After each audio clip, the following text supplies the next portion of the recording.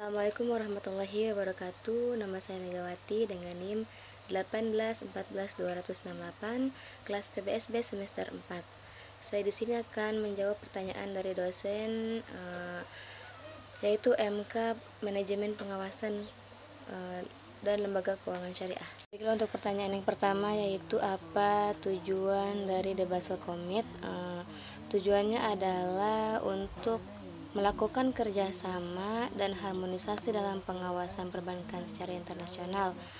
Dengan adanya harmonisasi standar internasional dalam pengaturan dan pengawasan perbankan, diharapkan dapat memperbaiki iklim dan lingkungan operasi bagi bank-bank yang aktif melakukan transaksi internasional di area globalisasi dengan semakin integrasinya sistem finansial dunia. Dengan demikian, sasaran awal dari The Basel Commit adalah standarisasi pengaturan dan pengawasan bank yang memiliki akses usaha yang bertaraf internasional dan melakukan transaksi usaha pada beberapa yurisdiksi otoritas pengawasan bank.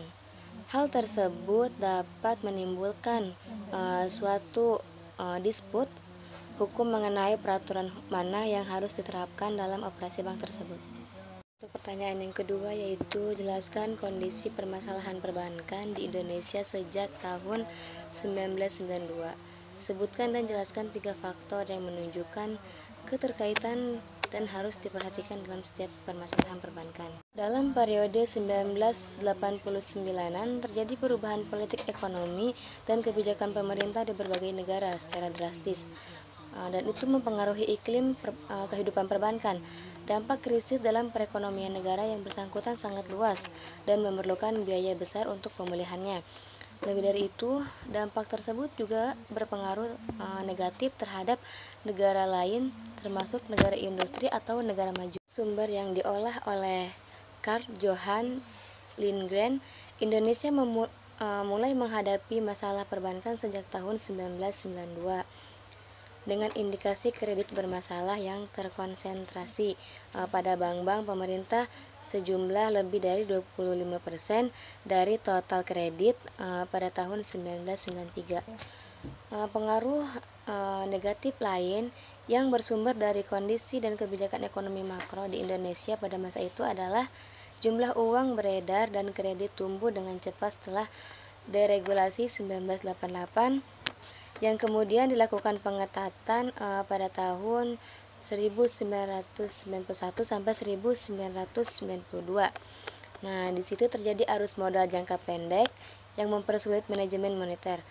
Tingkat hubungan antar bank meningkat dari 10% menjadi 16% sebagai dampak krisis Meksiko awal tahun 1985. Gambaran tersebut menunjukkan keterkaitan dengan hubungan timbal balik antara 3 faktor yang harus betul-betul diperhatikan, yaitu yang pertama kualitas manajemen bank terutama dalam keadaan melakukan manajemen risiko, yang kedua kondisi dan kebijakan ekonomi makro, yang ketiga efektivitas pengawasan bank. Yaitu kualitas manajemen bank terutama dalam melakukan manajemen risiko. Untuk meminimalisir risiko yang dihadapi, seorang manajemen bank harus memiliki keahlian yang memadai sehingga risiko antisipasi muncul akan dapat diantisipasi dari awal dan dicari cara penanganannya sehingga berbagai risiko yang berpotensi kerugian dapat ditekan seminimal mungkin. Yaitu kondisi dan kebijakan ekonomi makro. Kondisi ekonomi makro berupa peristiwa yang terjadi di luar perusahaan, sehingga tidak dapat dikendalikan langsung oleh perusahaan. Lingkungan ekonomi makro akan mempengaruhi operasional perusahaan dan dalam hal ini pengambilan kebijakan yang berkaitan dengan kinerja keuangan perbankan. 3 yaitu efektivitas pengawasan, yakni pengawasan harus mendukung sifat dan kebutuhan